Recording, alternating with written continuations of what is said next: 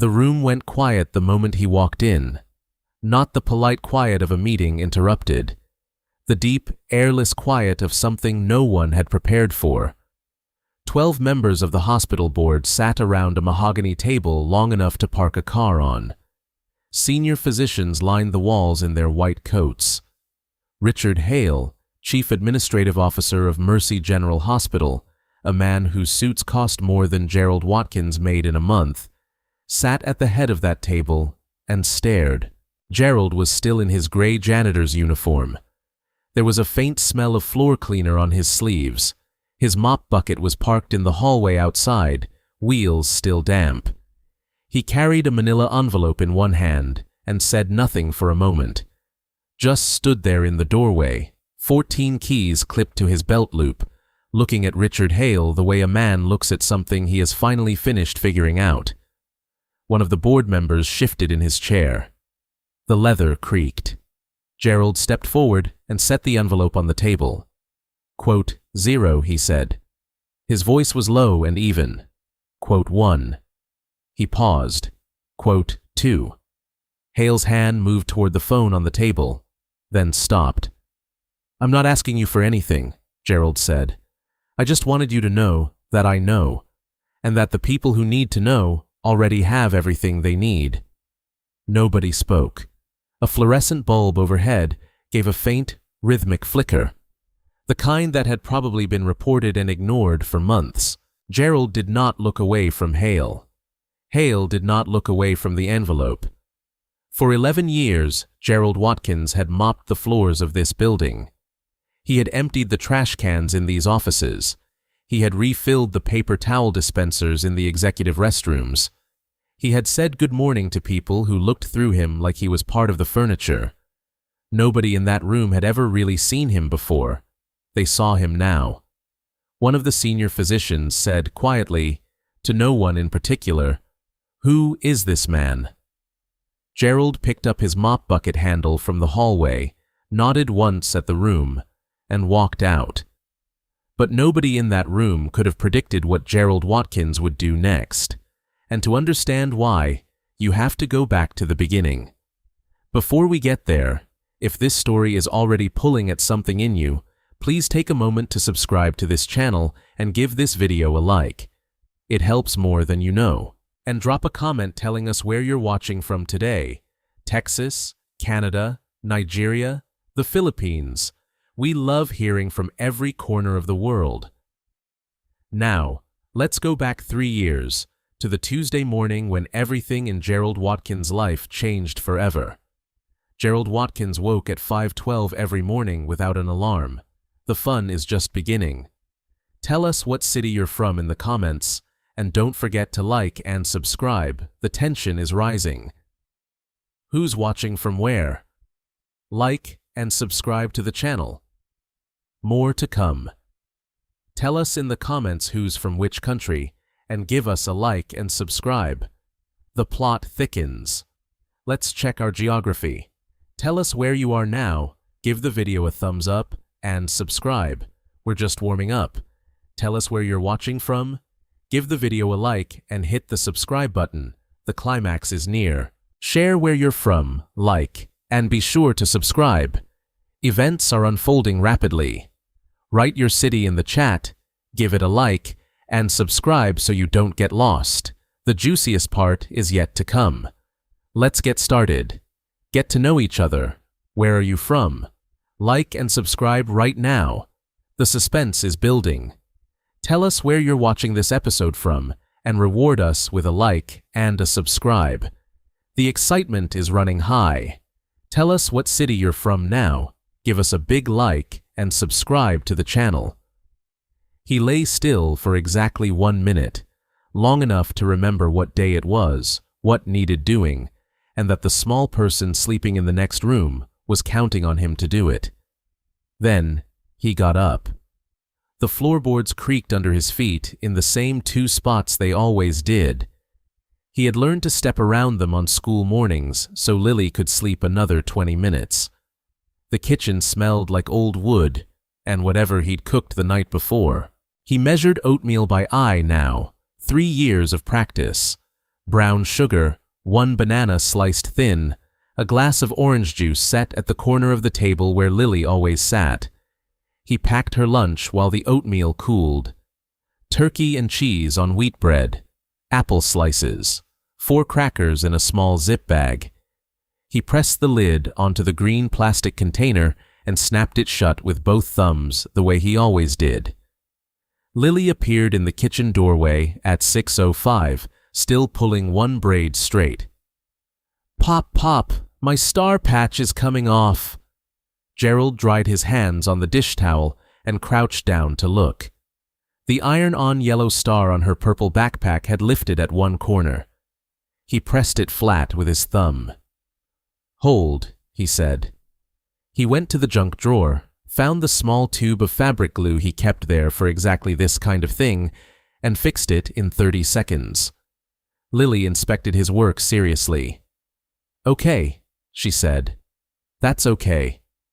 "High praise," Gerald said. She didn't smile, but her eyes did.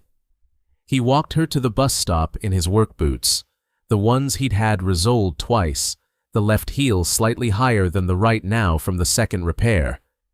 He stood at the corner until the bus doors closed and the bus pulled away. Lily pressed her palm flat against the window as it went. He raised one hand back. He changed into his gray uniform in the locker room at Mercy General at 6:43. The locker room smelled like industrial soap and someone's leftover lunch from the day before. He hung his jacket on the hook, clipped his key ring, 14 keys, to his belt loop, and opened his locker to check that his thermos was inside. It was. Black coffee, filled before he left the house. Taped to the inside of the locker door was a photograph of Lily from last Easter, squinting into the sun. Below it, fixed with a small piece of masking tape, was a drawing she'd made in 1st grade. 2 stick figures holding hands under a yellow sun, one tall, one small, both smiling with too many teeth. He closed the locker. He collected his mop and bucket from the supply room. The wheels squeaked on the linoleum. They always squeaked, and he'd put in 3 separate maintenance requests about it, and nothing had ever happened. He pushed the bucket into the long central hallway and began. He had done this exact thing, in this exact building, for 11 years. He knew every corner of it, every room, every voice behind every door. He just didn't know yet how much that was going to matter. Gerald had seen Richard Hale maybe 100 times over 11 years. He'd just never really looked at him. Hale arrived every morning at 8:15 in a dark gray sedan that cost more than Gerald earned in 2 years. He parked in the reserved spot closest to the entrance, the one with his name on a small metal sign that someone had to clean the bird droppings off of, a job that fell, like most unpleasant things, to the maintenance staff. He wore suits that moved with him like they were part of his body. His shoes were always perfect. He smelled of something expensive and faintly chemical, like a department store cologne counter. He never looked at Gerald, not once in 11 years. Gerald had noticed that the way some people don't notice furniture, it registered somewhere, filed itself away, and he moved on. He had more important things to think about. Lily's parent-teacher conference was Thursday. The electric bill was due Friday. The sole on his left boot was starting to separate again at the toe. But he noticed other things about Hale. Habits without meaning to. The way Hale's assistant, Donna, a quiet woman in her 30s with tired eyes and sensible shoes, would sometimes pause outside his office door before knocking, like she was steeling herself. The way meetings in the executive suite on the 4th floor sometimes ran past 9 at night, voices low and urgent behind the closed door, going silent whenever anyone passed in the hallway. Gerald mentioned it once, casually, to Rosa in the cafeteria. Rosa had worked at Mercy General for 19 years and knew everything about everyone. "That whole 4th floor gives me a feeling," Gerald said. He set his lunch tray down across from her. The cafeteria smelled like reheated soup and dish soap. Rosa looked at him over her coffee cup. What kind of feeling? Like when a room's been cleaned too fast, Gerald said. Looks fine, but you know something got missed. Rosa was quiet for a moment. She stirred her coffee even though she'd already stirred it. Quote, 15. Quote, 16. Quote, 17. She said. Quote, 18. She said it lightly, like a joke, but she didn't smile when she said it. Gerald went back to his soup. He didn't press. That wasn't his way. But the words settled in him somewhere, the way things do when they land on already disturbed ground. That evening, he picked Lily up from the after-school program at 5:30. She climbed into the passenger seat of his 09 Civic and immediately handed him something, a cracker, slightly bent, still in its wrapper. Quote, 19, she said. Quote, 20. Quote, 21. She buckled her seatbelt and looked out the window. Quote, 22. Gerald pulled out of the parking lot. Lily said, watching the streetlights come on one by one in the early dark. Gerald's hands tightened on the wheel. She didn't mean anything by it. She was 8 years old. She didn't even remember being at the hospital, but his chest did something it hadn't done in a while. 3 nights later, Lily had a school assignment. She sat at the kitchen table with a worksheet in front of her and a pencil she'd chewed flat at the end. The lamp with the cracked shade threw a warm yellow circle over the table. Gerald was washing the dinner dishes, the water running hot, steam rising against the window above the sink. The assignment was about family. Draw your family tree. Write 1 sentence about each person. Lily worked quietly for a long time. Gerald dried a plate and set it in the rack. He could hear the scratch of her pencil, the occasional pause, the soft sound of erasing. Then she looked up. Pop, pop. Do you think my mama is somewhere thinking about me right now? Gerald turned off the faucet. He kept his back to her for just a moment. 1 breath, 2, then turned around and dried his hands on the dish towel. I think about you every single second, he said. I think she does too, baby. Lily looked at him with the steady, serious eyes she'd had since she was 4 years old. Then she nodded, wrote something in her notebook, and went back to her pencil. Gerald turned back to the sink. He turned the faucet on again. He stood there with the water running over his hands, not washing anything, just standing. The water was very hot, and he didn't move them. On the worksheet, in the space for Mama, Lily had written, "She loves me even when I can't see her. I know because Pop-Pop said so." Gerald didn't see that until later, when he was checking her homework under the lamp. He read it twice. Then he closed the notebook carefully and set it back exactly where she'd left it. He sat in the kitchen for a long time after Lily fell asleep. He thought about Maya. He always thought about Maya. She lived in the back of his mind the way a song does, present even when he wasn't listening for it. She had been 26 when she disappeared. She had Lily's same serious eyes. She used to call him every Sunday without fail, until the Sunday she didn't. The hospital had told him she'd been transferred, a different facility. Administrative reasons, they said. He'd tried to get information, called numbers, filled out forms, sat in waiting rooms in his good blue plaid shirt. Every door he knocked on stayed closed. Eventually, the people he called stopped calling back. He had told himself she was somewhere safe. He had told himself that because Lily needed him to function, and he couldn't function if he let himself believe anything else. He got up, rinsed his coffee cup, and went to check on Lily. She was asleep on her side, one arm around the stuffed rabbit she'd had since she was 2, her 2 braids coming slightly loose against the pillow. The gap where her front tooth used to be showed at the corner of her open mouth. Gerald stood in the doorway for a moment. Then he went to bed. 3 days later, on an ordinary Tuesday morning, he was mopping the hallway outside room 412 when he heard his daughter's name spoken by a man who had no good reason to know it. The door to room 412 was not fully latched. Gerald noticed it the way he noticed everything on that hallway, automatically, without stopping. A door slightly ajar meant a draft, and a draft meant the smell of floor cleaner drifting into a meeting space, and someone would mention it, and it would somehow become his fault. He slowed the mop. He would close it after he finished the section of floor in front of it. He heard Hale's voice first. Low, clipped, the voice of a man who was used to rooms going quiet when he spoke. The Watkins file has been buried for 3 years. Nobody's looking at it anymore. Gerald's mop stopped moving. A woman's voice. Careful, measured. Dr. Voss. He recognized her from the 4th floor. Someone will eventually. Not if we handle it the way we handled it before. Hale's voice dropped slightly.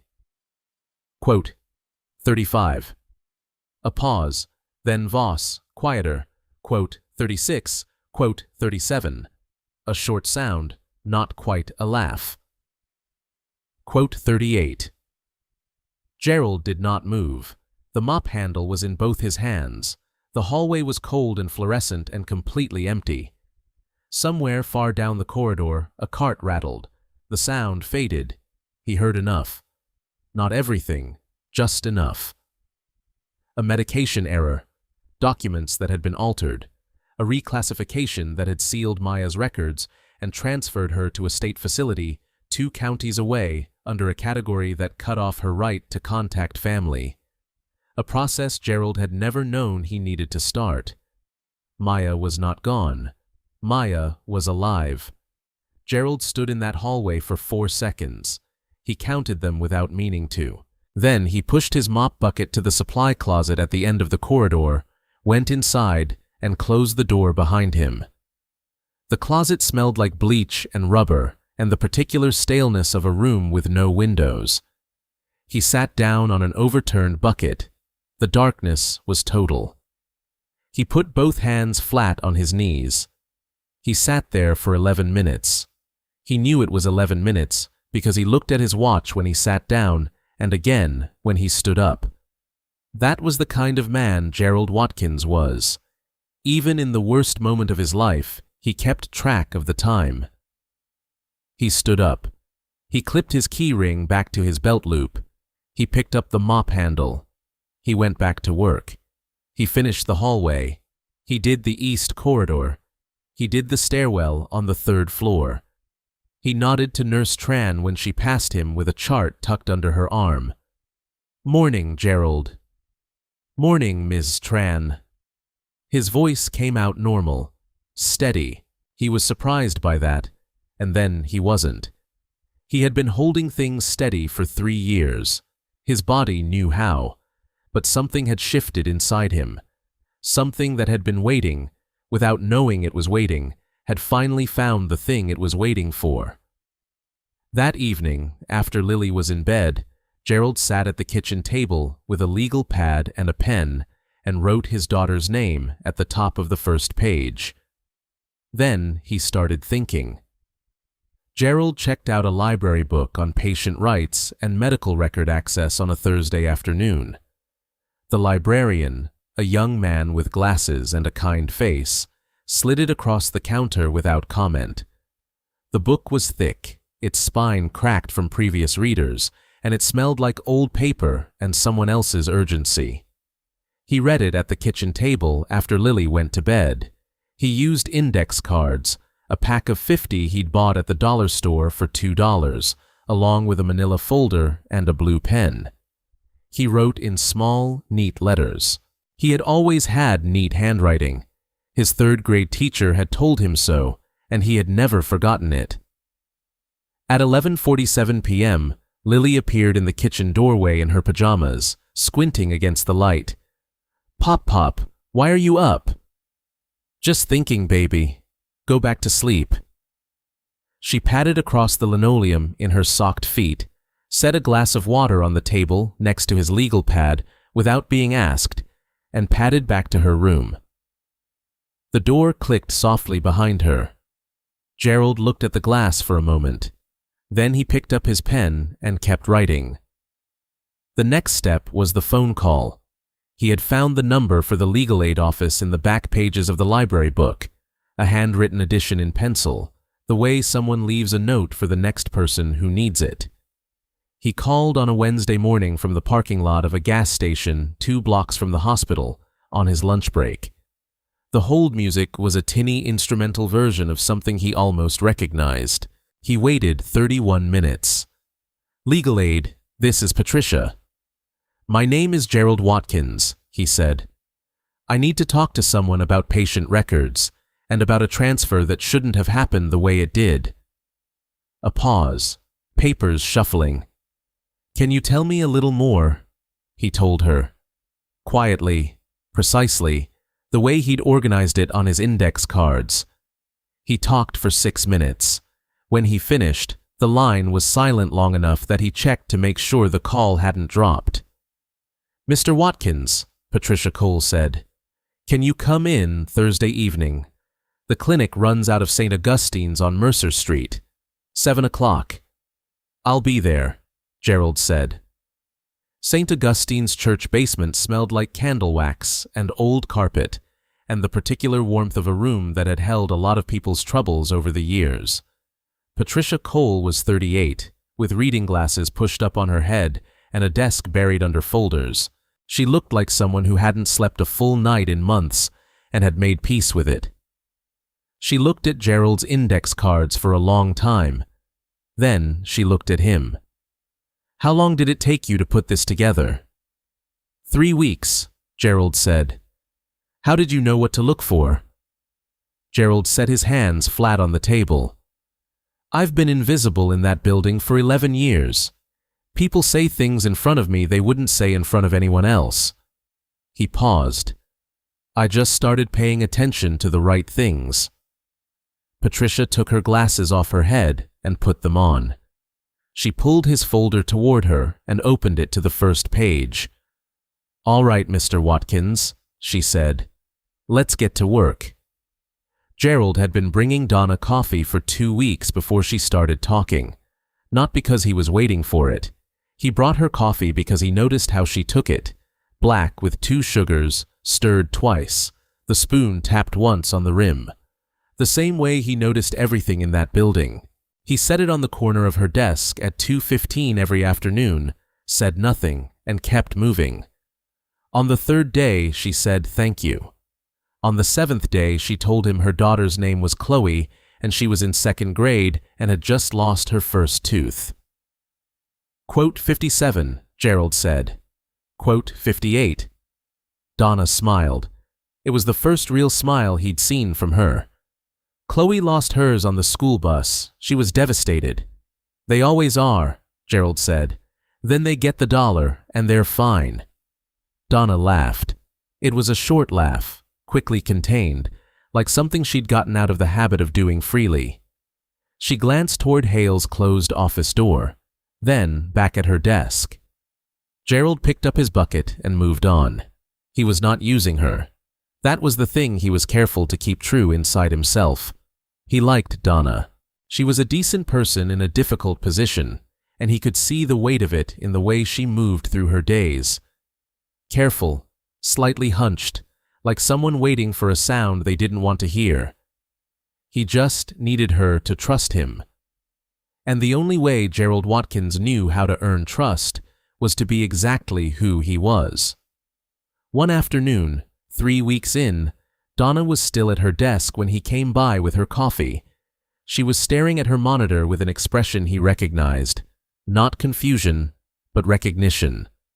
The look of someone seeing something clearly for the first time and wishing they hadn't. He set the cup down. She didn't reach for it. Quote 62, she said quietly. She didn't look up. How long have you worked here? 11 years. She was quiet for a moment. Do you remember a patient named Maya Watkins, about 3 years ago? Gerald's hand was still on the cup. He didn't move it. "She was my daughter." Donna looked up at him then. Her face did something complicated, and then went very still. "I didn't know," she said.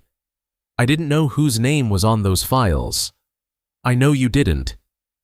She looked back at her monitor. Her hands were in her lap. "I've been asked to refile certain documents 3 times in the past 4 years. Each time, the category changes. Each time, I'm told it's a procedural update." She paused. It never felt like a procedural update. Gerald said nothing. He waited. "If someone were to ask me formally," Donna said very carefully, "what I had been asked to do and when, I would answer honestly."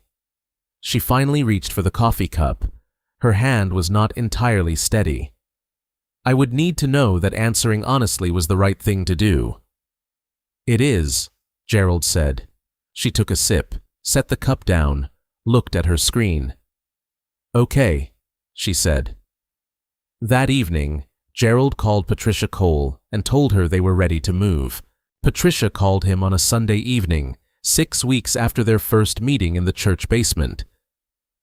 Gerald was at the kitchen table. Lily was asleep. The house was quiet, except for the tick of the wall clock and the distant sound of a neighbor's television through the thin walls. He answered on the second ring. "Quote 77, Patricia said. Quote 78. Gerald was quiet for a moment. Quote 79. Quote 80. Patricia said. Her voice was careful, not frightened. She wasn't a frightened person, but precise. The way someone is precise when they want to make sure they are heard. "Hale will know it came from inside the building. He may not know it was you, but he'll suspect. I know. You could lose your job.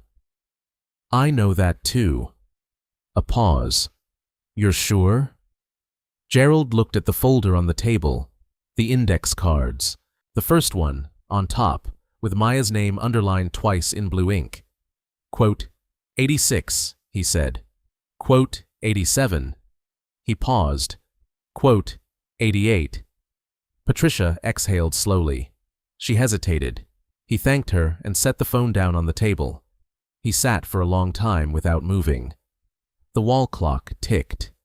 Outside, a car passed slowly, its headlights sweeping across the ceiling. Gerald looked at his hands. Broad, calloused, the knuckles slightly swollen from years of cold hallways and heavy equipment. The hands of a man who had spent 11 years being invisible. He thought about Lily's drawing. The woman in the doorway with long hair. I just felt like someone was supposed to be there. He thought about Donna's face when she reached for the coffee cup, the slight tremor in her hand. He thought about room 412. The door not fully latched. His own name spoken by a man who had never once looked at him. He mops this floor. He's not going to figure it out. Gerald stood up. He went to the bedroom doorway and looked in at Lily. Small under her quilt, one arm around the stuffed rabbit, her 2 braids loose against the pillow. He watched her breathe for a moment. Then he went back to the kitchen. He picked up the manila envelope from the counter. Sealed, everything inside. Copies not originals, the way Patricia had instructed. He set it in his work bag next to his thermos. He set his alarm for 5:12, though he knew he wouldn't need it. He turned off the kitchen light.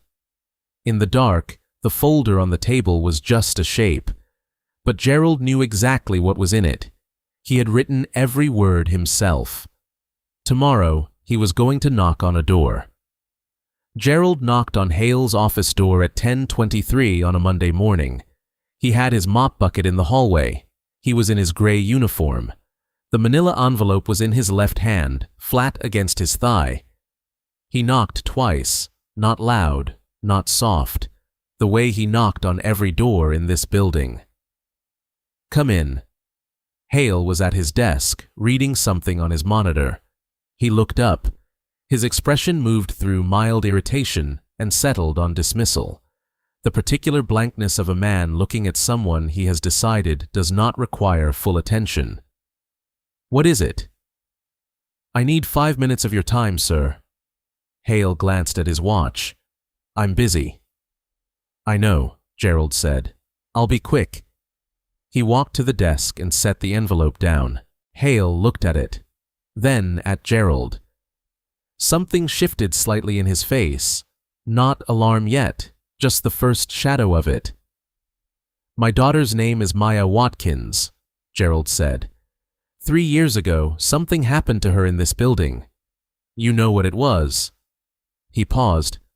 "I know what it was now, too. So do some other people." Hale's hand moved toward the phone. Stopped. Quote, 102. The room was very quiet.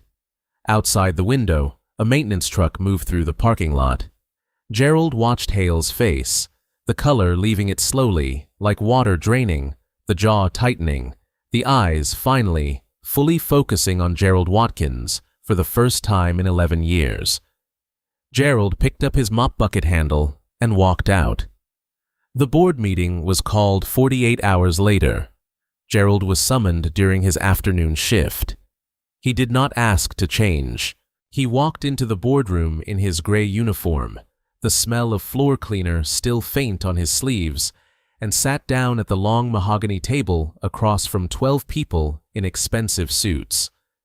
Patricia Cole sat beside him with a leather folder and a pen and the calm expression of someone who had prepared for every question in this room. One of the board members opened the manila envelope.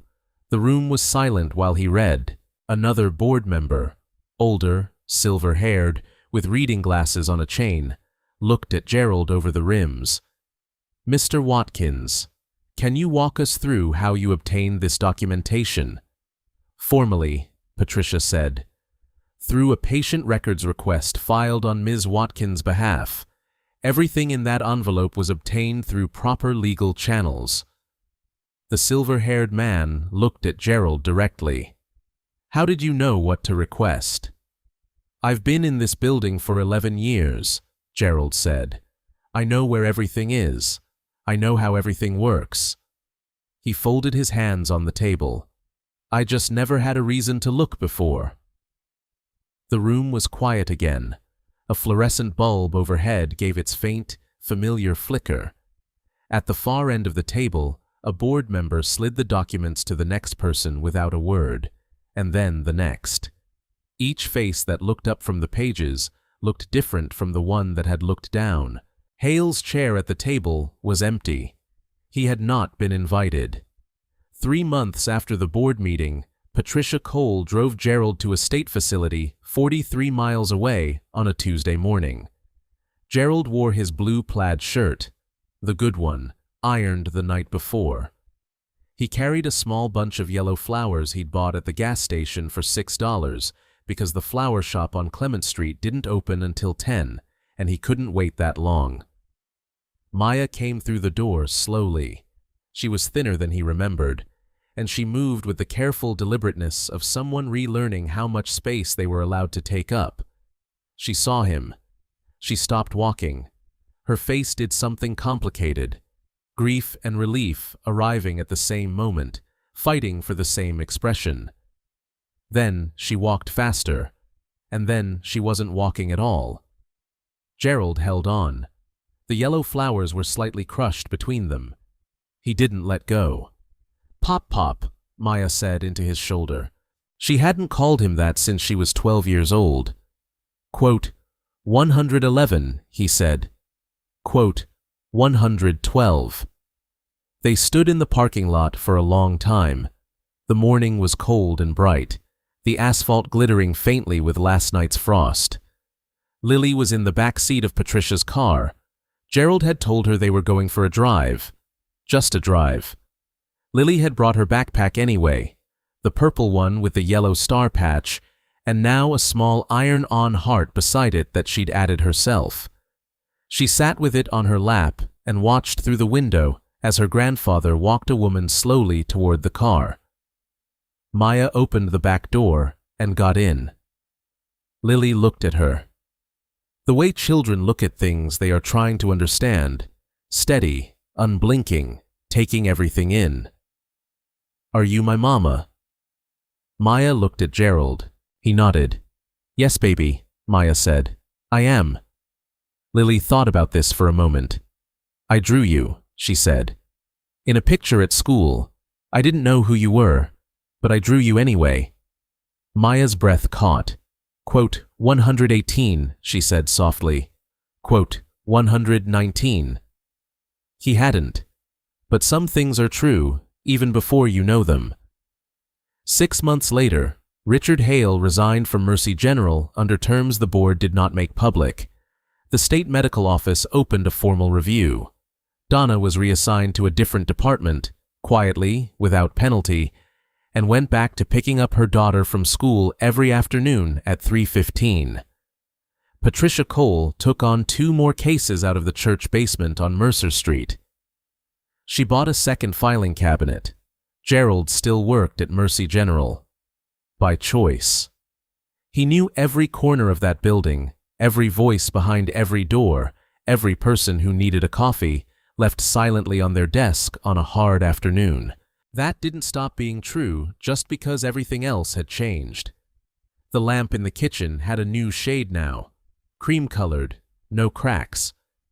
And inside Gerald's locker, next to the Easter photograph of Lily squinting into the sun, there was a new picture. 3 figures this time, 2 tall, 1 small, all of them smiling with too many teeth. Some people are invisible because the world decides not to see them. Gerald Watkins was never invisible. The world just wasn't paying attention. If this story stayed with you, please like this video and subscribe to this channel. And tell us in the comments, where are you watching from today? What would you have done in Gerald's place? We read every single one. And next time, we have a story about a woman who discovered a 30-year-old secret hidden inside her late mother's recipe box, and the family it changed forever.